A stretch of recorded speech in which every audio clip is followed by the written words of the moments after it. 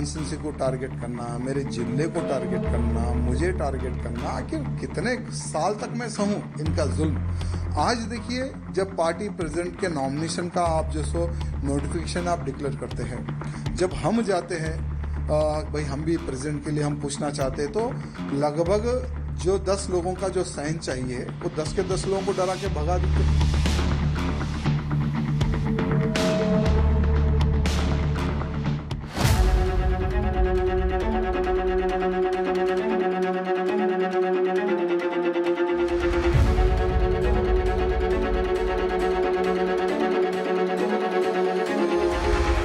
देखिए, हम हर बार पार्टी को यहाँ बताते हैं कि तेलंगाना में भारतीय जनता पार्टी की सरकार बन सकती है, लेकिन तेलंगाना में भारतीय जनता पार्टी की सरकार तभी बनेगी जब हर वो कार्यकर्ता, हर वो नेता सही तरह से काम करेगा।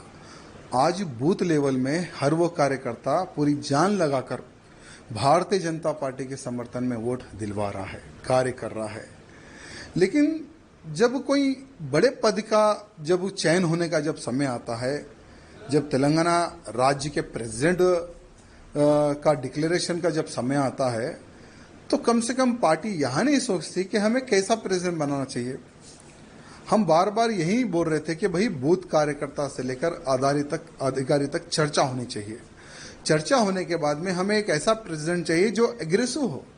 यहाँ तेलंगाना में हिंदू मुस्लिम भाई भाई वाली राजनीति नहीं चलती है, तेलंगाना में सिर्फ हिंदुइज्म चलता है। और जो हिंदुत्व की बात करता है ना, तेलंगाना की जनता उसको सर पर बिठाकर आगे चलती है। चाहे हमारे प्रधानमंत्री मोदी जी हो, हमारे अमित भाई जी हो, जेपी नड्डा जी हो, उन्होंने कईयों सभाएं तेलंगाना में की है। हर सभा में हजारों की संख्या में, लाखों की संख्या में उनकी सभाओं में कार्यकर्ता आते हैं यहाँ सुनने के लिए कि देश धर्म समाज के लिए आज भारतीय जनता पार्टी क्या कर रही है और क्या करेगी। वहां संदेश सुनने के लिए सभी कार्यकर्ता आते हैं।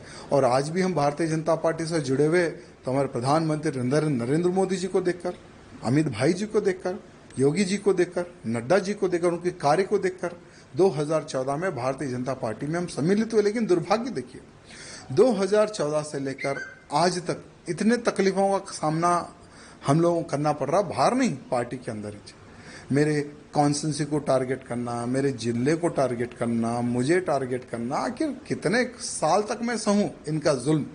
आज देखिए, जब पार्टी प्रेसिडेंट के नॉमिनेशन का आप जो सो नोटिफिकेशन आप डिक्लेयर करते हैं, जब हम जाते हैं भाई हम भी प्रेसिडेंट के लिए हम पूछना चाहते हैं, तो लगभग जो 10 लोगों का जो साइन चाहिए वो 10 के 10 लोगों को डरा के भगा देते हैं।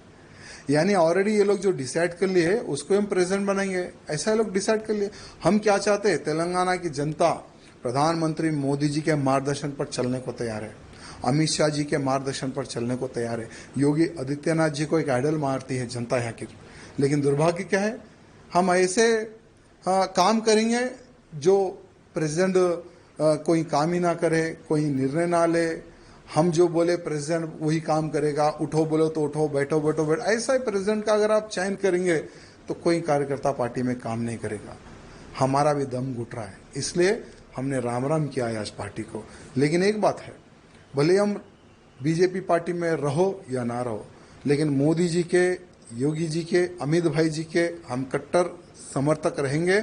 और बिना पार्टी में रहे हम मोदी जी के कार्यों को, अमित शाह जी के कार्यों को, योगी जी के कार्यों का हम प्रचार करते रहेंगे, भले हम पार्टी में रहो या ना रहो। ये कार्यकर्ताओं की डिमांड है। कई महीनों से कार्यकर्ता कैसा प्रेसिडेंट चाह रहे थे जो हिंदूवादी हो, जो हिंदुत्व की बात करे, जो हमारे कार्यकर्ताओं की सुने। आज लव जिहाद बड़े पैमाने पर हो रहा है तेलंगाना में, गौ हत्याएं बड़े पैमाने पर हुई है तेलंगाना में, लैंड जिहाद बड़े पैमाने पर हो रहा है तेलंगाना में। भाई उसको रोकने के लिए कौन रोकेगा? लोग बोलते कि भारतीय जनता पार्टी के अलावा कोई नहीं रोक सकेगा। भारतीय जनता पार्टी की सरकार आएगी तो ही तेलंगाना का हिंदू सुरक्षित रहेगा। लेकिन भारतीय जनता पार्टी की सरकार कैसे आएगी? क्योंकि कुछ जो लोग हैं ना, जो एक नाग की तरह पार्टी को घेर कर बैठे हैं कुछ लोग। ये कुछ लोगों का इलाज जब तक केंद्र के जो हमारे अधिकारीगण हैं, जब तक ये कुछ लोगों का इलाज नहीं करेंगे ना, ठीक है, आज चलो हम तो पार्टी को छोड़ दिए, हमारा कोई वजूद था ना है ना रहेगा, हम एक हिंदू कार्यकर्ता हैं।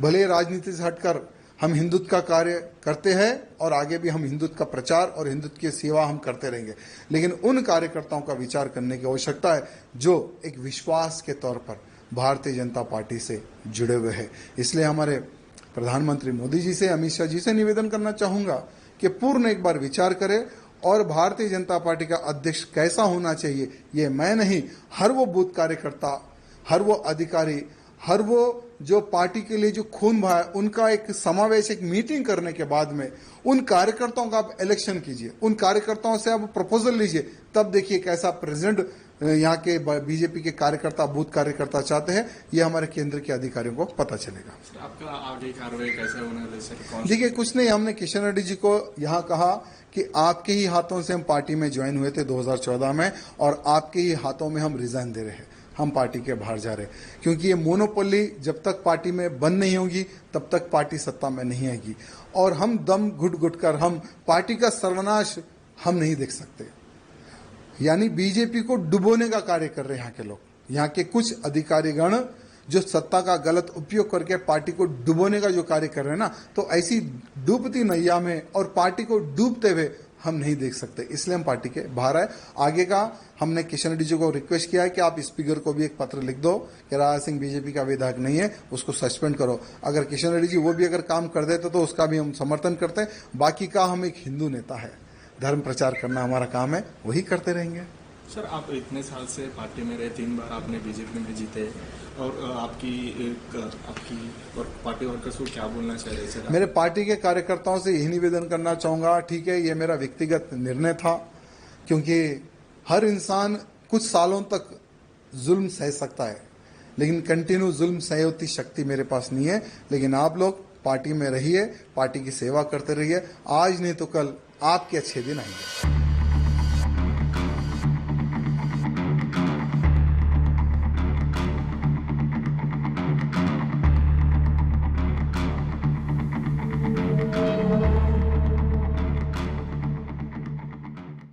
कुछ जो लोग हैं ना, जो एक नाग की तरह पार्टी को घेर कर बैठे हैं, कुछ लोग, ये कुछ लोगों का इलाज जब तक केंद्र के जो हमारे अधिकारीगण हैं, जब तक ये कुछ लोगों का इलाज नहीं करेंगे ना, ठीक है, आज चलो हम तो पार्टी को छोड़ दिए, हमारा कोई वजूद था ना है ना रहेगा, हम एक हिंदू कार्यकर्ता हैं। भले राजनीति से हटकर हम हिंदुत्व का कार्य करते हैं और आगे भी हम हिंदुत्व का प्रचार और हिंदुत्व की सेवा हम करते रहेंगे, लेकिन उन कार्यकर्ताओं का विचार करने की आवश्यकता है जो एक विश्वास के तौर पर भारतीय जनता पार्टी से जुड़े हुए हैं।